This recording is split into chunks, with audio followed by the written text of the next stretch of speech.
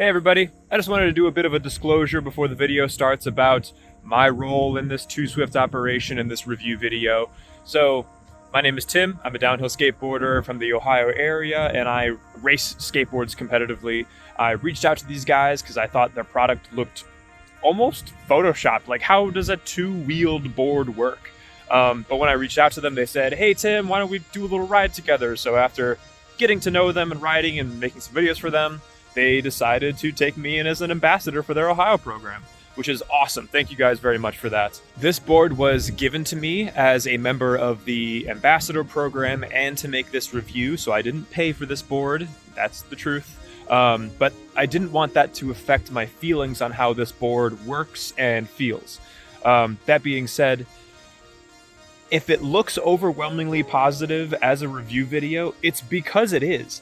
This thing is one of the craziest, coolest, and most fun things I've ever ridden, and I truly believe in this product, and I just hope that any questions that you might have are answered in this video, and if they aren't, go ahead and drop a comment below, and I'll make sure I get back to you as soon as I can, or feel free to message me at ShorelineBoarder on Instagram, or the @2Swift account on Instagram, and we'll get right back to you. But yeah, thanks very much, I hope you enjoyed the video. Hi.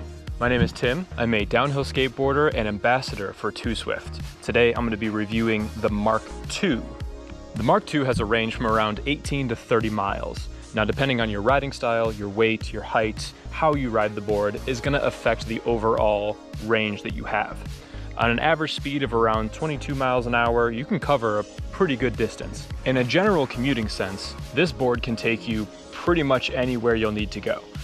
I've covered areas as large as Cleveland and then the neighboring suburbias around 3 times before even approaching 25% on this board.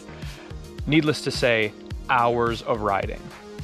I personally am around 6'2", 165-ish, and I can cover a lot of ground on this thing. Commuting with this board is incredibly easy. Taking it from one side of the city to the next at street legal speeds makes this thing super valuable to somebody who is in a tight cityscape. There's always some sort of construction going on that might be inhibiting your ability to travel with a car. Not with this thing. This handles amazing at low speeds on sidewalks, weaving through people, or on the edge of the road, hauling ass down the street. It's a new feeling, but it's one of those flowy kind of state feelings that doesn't really feel that much different. In my opinion, this 2Swift is mechanically way better than any e-skate I've ever ridden before.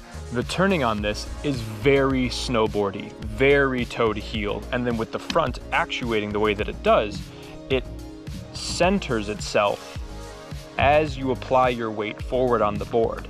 So no matter how fast you're going over an obstacle, as long as your weight is centered toward the front of the board, it will always correct itself to continue going forward. Its pickup is fantastic. You're able to go from 0 miles an hour to 24 miles an hour pretty quickly. The remote has a little display on it that shows all the important information that you need. Your average speed, your battery life, your remote's battery life, and the temperature of your motor, and a whole bunch of other information that all you e-tech guys would be very interested to know. There's a very advanced screen that starts when you turn on the remote, and then there's a more simple screen that you can adjust when you're perusing the menu. The 2Swift comes with a remote, a battery charger, and then the board itself. Accessories are available for purchase on the website, such as a front and rear fender, a mount for shred lights, so that way you can light up your ride on both the front and back of the board for the brake lights and the headlights. One thing that I really enjoy about this over other e-skates is its maneuverability. This thing can turn. It is way more nimble than any e-skate I've ever ridden, and going to downhill skateboarding events, I've had my fair share of trying out electric skateboards. With their bushing technology and their trucks and how they turn, it is still pretty restrictive. People normally put much harder bushings into their e-skates in order to go fast on them and feel stable. With this, since the front wheel is on this kind of rear raked kind of pullback system, like a shopping cart wheel, as you accelerate, it trails backwards. So the faster you go, the more stable this board becomes, which is evident when you're going 24, 25 miles an hour, and it's just the easiest thing I've ever done. It's priced at about $1,700, I believe, which compared to other e-skates that are on the market is pretty middle of the road / lower end. Some one wheels that I've seen, like fully built out off the One Wheel website, are like almost $3,000 or more so, which is insane to me. Tearing through the grass, climbing up and down hills, no problem, and then just riding for days. It feels so good. Coming from a downhill skateboarding background though, I really need hills to do my skateboarding, and being from the Cleveland area, we don't really have an abundance of mountains. So when it comes to people who are going to be commuting a lot and or live in a much flatter region, e-skates might be something you want to look into instead of a traditional longboard. It'll get you from A to B much faster, and it's almost a supplement for a car, especially for those of you who live in the city area. Being an ambassador, it's really fun taking this board around and showing people and having them experience it for the first time. The 2Swift is a little daunting. It's a skateboard with 2 wheels. Is it a scooter without handlebars? It's its own thing. It's a 2Swift, and that kind of scares people. The 2Swift itself, once you start riding it for the first time, it can be a little dippy, a little dodgy, but then as soon as you accelerate just a little bit more, that center wheel pulls you right back straight and just keeps you going forward in this very stable, very comfortable manner that some people might not get the first time they hop on the board, but the second time, they definitely get it.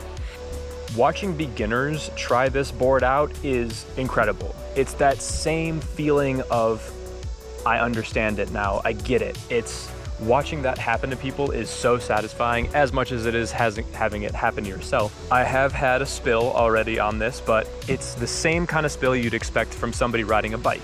With the 2 wheels, if you're gonna be on a parallel line kind of situation where you're going to be crossing over a parallel line, just make sure that your angle of attack is steep enough, because I had a situation where I went over a street to curb transition in a sort of straight on deal, and the back wheel did not cross over that line, but my front wheel did, so it kind of snaked out and I fell on my side.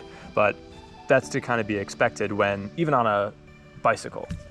I always prefer to ride with a helmet, and you should as well, just for safety reasons, but starting off, it's reasonable to want to put on knee pads, elbow pads, maybe even hip pads. But as soon as you get and understand how flowy this thing is, it's super easy to ride. Big shout outs to Mo and Andrew, the owners and operators of 2Swift. It has been a super sick experience making this review video for you guys, and I'm very excited to be riding for you guys as an ambassador as well. Anybody from the Cleveland area who wants to learn how to ride a 2Swift, just feel free to hit me up at Shoreline Border on Instagram, and we'll schedule a little daily test ride. And if you're looking to buy yourself your first 2Swift, use code SHORELINE at checkout. That's SHORELINE at checkout for $75 off your purchase. Thanks very much for watching. Have a good day, everybody.